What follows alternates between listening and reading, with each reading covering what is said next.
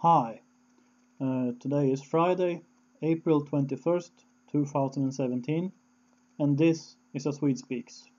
And of course, it's Friday in Scandinavia, very early. Uh, very early. It's 12:30 Friday morning. So people would call this Thursday, but technically it's Friday, and I have to do a follow-up comment on what happened in Paris a few hours ago.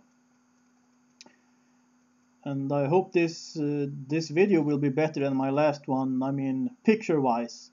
I'm trying to figure out the new software, so be a little patient with me, and I appreciate your patience greatly. But anyway, the Islamic State has now taken responsibility for the police officer murdered in Paris, and the number of killings have changed a little, but now the number seems to be that one policeman is dead, two are wounded at Champs-Élysées, or that's where it happened. I suppose the wounded ones are in hospital or something right now. I hope so. I hope they get the absolutely best treatment that France can give them. That's what I hope. And the French Interior Ministry spokesman Pierre-Henri Brandes said, on the face of it, the officers were deliberately targeted. And okay, the news are already out there.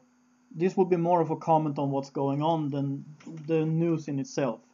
What we have here is, like I said in my previous video on this, I didn't really want to point out Islam, even though I had a very strong suspicion that it would be Islamic, because it almost always is these days. Almost always. Of course, there is an exception every now and then, and that's why I'm careful not to point out Islam before I know, and that's why I might say things like, this looks like Islam, but I'm not saying it is, but now it is Islam. I mean, seriously, the Islamic State takes responsibility. They are going after police officers, I guess as a part of some kind of strategy, because they are at war with the Republic of France. And I mean, this fits into. Do you remember what Erdogan said recently, a few weeks ago, before? I mean, when this conflict with Germany and the Netherlands were boiling up, and Erdogan said that no Europeans would go safe anywhere. Well, this is what's going on now. And by the way, I read a story that now Erdogan is lashing out at Denmark, saying that Denmark supports terrorists because Danish observers at the election questioned the validity of the referendum in Turkey. I'm just mentioning because I think it's all connected. So what we have here, we have an Islamic attack on Europe. That's what it is. I mean, we can't close our eyes to what's going on. This is Islam attacking Europe. Or, well, actually, they are attacking Europe, not the continent in itself, but they are attacking Europeans for being non-Muslim. And Europeans need to wake up to this. And this, I want to say this loud and clear, this has nothing to do with ethnicity. This has nothing to do with the blurry concept of race.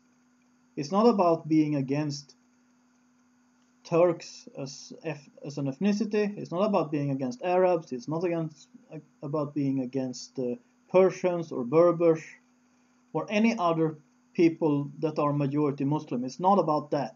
It's about the ideology. And the ideology is poisoning every society where it gets introduced. It has poisoned France for decades. It started to poison Sweden. It's poisoned Denmark.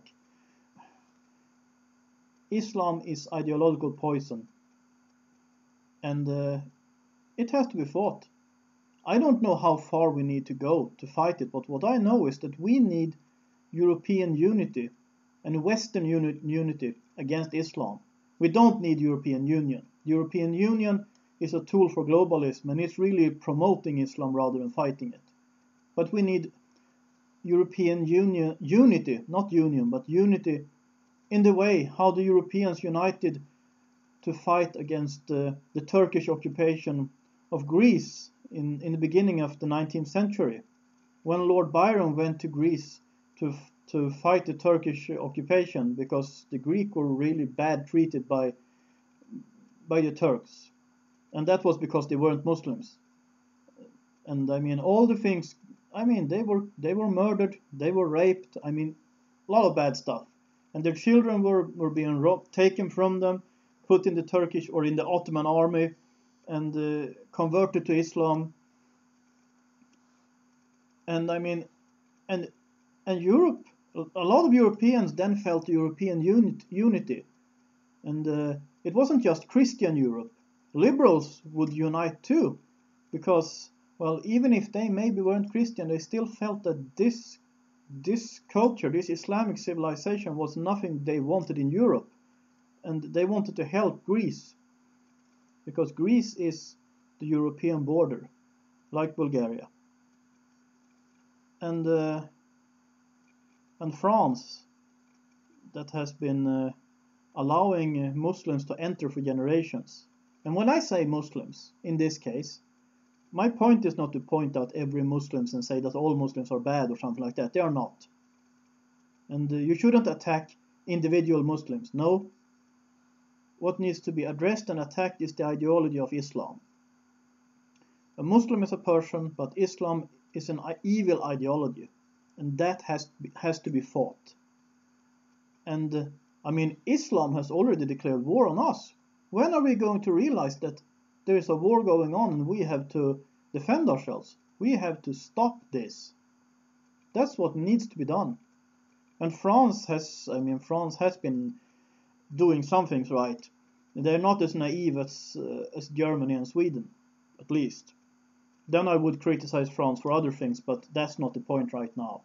Right now we need to stand with France, and I hope that they will be able to have good elections on Sunday. And actually, I wonder, will this be the tipping point? Is this what makes enough French people annoyed enough to go vote for Marine Le Pen? I really don't like her fiscal policies. I think she's a crazy leftist there. But I'm not a liberal or a libertarian in that sense, that I think that only economics matter. Economics is important, yes. Anyone who watched some of my videos should know this. My criticism of the welfare state, my criticism of the housing market, or I mean the rental market in Sweden. But culture matters too, ideology matters too, and that's probably even more important. And that's why I think she should win anyway. She might not be able to fix the economy, but if she is able to stop Islamic immigration, if she is able to bring France out of the European Union, then that would be very good, and it would be worth the economic cost. Really, it would. And I just hope that things work out for France. And I just hope that Europeans and Westerners see what's going on. And that's what I have to say about this right now. I would like to thank the people who are supporting this channel. Through prayers, through Patreon, through PayPal, it's all greatly appreciated. And if you like this channel, please subscribe. Please share my videos on Facebook, Twitter, social media. And as you might have noticed now, I am publishing videos on both YouTube and Vimeo, and I might start using other platforms too later. We'll see about that. And if you got something to say, feel free to comment. If you like this video, please like it. And I would also like to encourage you to support this channel. This is A Swede Speaks. Have a nice day, and vive la France!